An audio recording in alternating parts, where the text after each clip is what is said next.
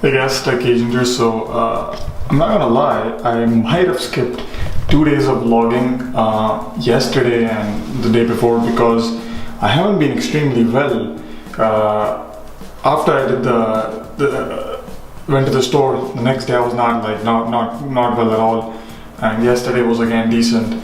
Today I'm feeling better, but again not extremely well. Also, one more thing I wanted to say is that the weather here has been pretty crazy. It's been very windy, extremely cold. I mean, unbearably cold for me at least. I mean, I've been to really cold places, but this is different.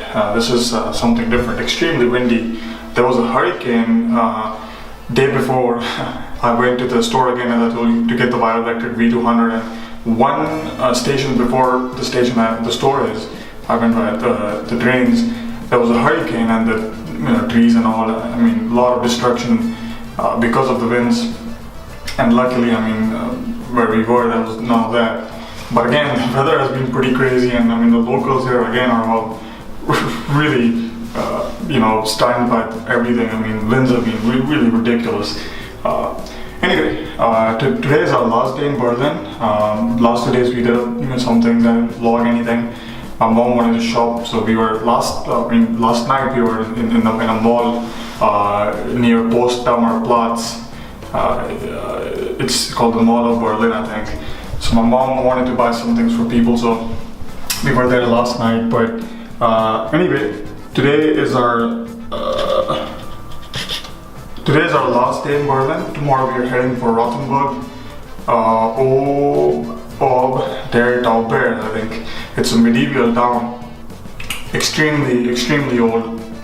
It's a UNESCO World Heritage as well, so it's going to be a really beautiful place, and I will be getting a lot of footage for you guys from Rothenburg. We have a train very early in the morning. It's a very long train. I think it's a 4.5-hour train from the main station in Berlin, the HBF station. It's going to be an intercity express train, so it's going to be pretty fast, but again, so it's still a long train, and it's a long time to reach there. So anyway, today we're going to Madame Tussauds in Berlin. We're also going to the Berlin Wall Memorial, I think.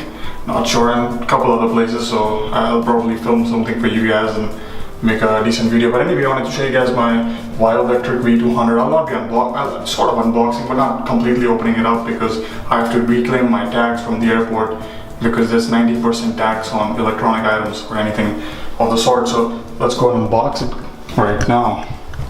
It's terrible English. Alright, so here's the box.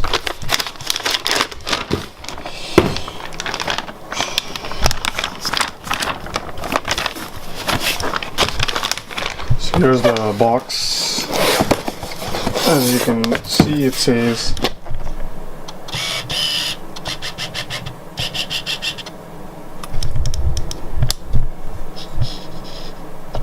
HPA V200. It's the stock model without any DAC upgrades or the coaxial DAC card. None of that.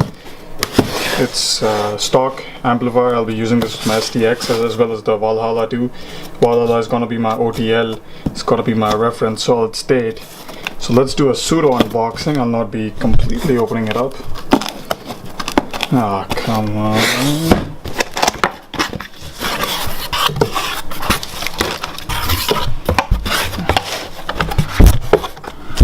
Here's the power cord. Let's start off with this guy. Typical. This is similar to my Indian plug, so that's going to be useful. Again, this is 230 volts, so it's going to support my voltage when I go home. I don't have to get any step-down transformers or anything like that. Here's the manual. It should say printed in Germany. This is made in Germany, like all Vio Electric and Lake People amplifiers. There you go. This guy's a beast.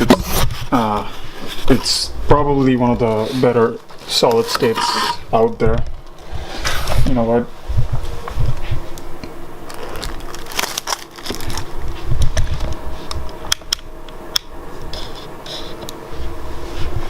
don't think you guys can see anything, but I'm not gonna open this cover up because it should be brand new when I go to the airport. Otherwise, I'll not get my tax back. But I will do, you know, again an unboxing when I go home. So here's the V200 from Vio Electric. It used to be the flagship. It's not the flagship anymore. The V281 is the flagship. But again, it sounds amazing. It's got balanced inputs. So you can plug this to your balanced DAC, but have single-ended on the output. There are two single-ended ports, so you can use two headphones. This is very good for testing, A/B testing headphones if you want to do that. It's also got unbalanced at the back.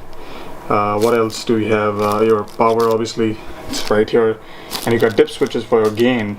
I think there are 4 switches for both channels, so you got 8 dip switches in total, which is sort of inconvenient feature. I would have liked only one dip switch for both channels, but again, I think for technical reasons they went with dual dip switches on for each channel, left and right. Again, very feature-packed amplifier. I would have liked balanced outputs, but again, the V181 is for that, or the V281 if you want to spend a lot of money on an amplifier.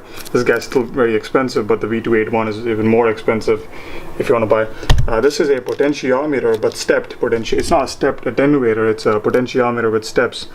It feels really nice and gives you an experience of a stepped attenuator. It could be an attenuator, I'm not really sure, but I don't really hear the resistors clicking in. So it's a potentiometer with steps, which whatever, I don't really care.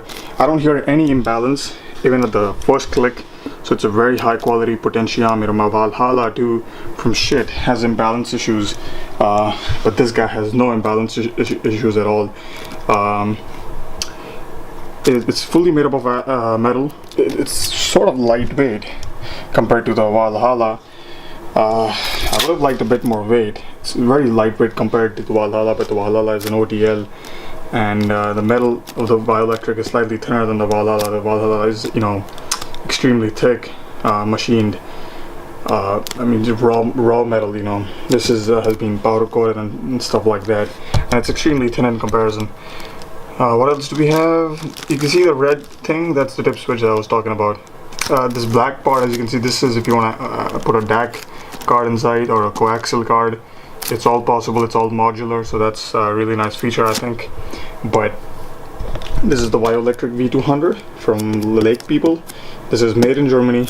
It's a very high quality solid state amplifier, reference grade, I think. This is very good for testing equipment and listening to music. Yeah, it's reference quality. So high impedance, I would recommend the Black Cube Linear. But again, this is having an output impedance of less than 0.1 ohms. So very suitable for low impedance headphones, especially my DT48. That's one of the reasons I didn't get the BCL. But yeah, reference quality, solid state. And here's the box. I'm gonna pack it again. It's very well padded, so if you want to travel with this guy, shouldn't be a problem. And here's the manual, which is all legit, This is all legit. So I'll see you guys on the flip side. All right.